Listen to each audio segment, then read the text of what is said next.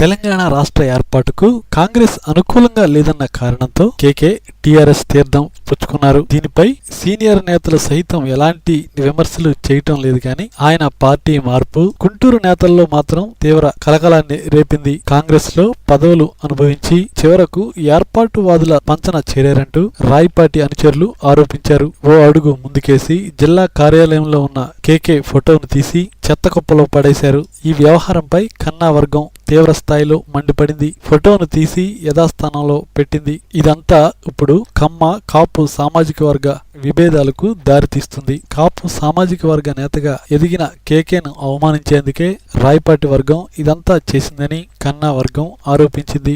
రాయపాటి వర్గీయులు మాత్రం తాము చేసిన పనిని సమర్థించుకుంటున్నారు. పార్టీకి ద్రోహం చేసిన వ్యక్తి ఫోటో తొలగించడం తప్పెలా అవుతుందని ప్రశ్నిస్తున్నారు. దీనికి సామాజిక వర్గ రంగు పొలమొద్దని అంటున్నారు. కాంగ్రెస్ ఆఫీస్ నుంచి తొలగించి ఓ డస్ట్ బిన్ లో వేయటం అనేది దుశ్చర్య. ఆ చర్యని మేము తీవ్రంగా ఖండిస్తున్నాం. మరి పార్టీలో నుంచి అనేక మంది వ్యక్తులు బయటకు వెళ్తుండొచ్చు, లోనకు రావచ్చు. బయటకు వెళ్ళిన వ్యక్తుల ఫోటోలన్నీ కూడా తీసి బయటపడేయలేం. లోనకు వచ్చిన వ్యక్తుల యొక్క ఫోటోలు మనం పెట్టాం.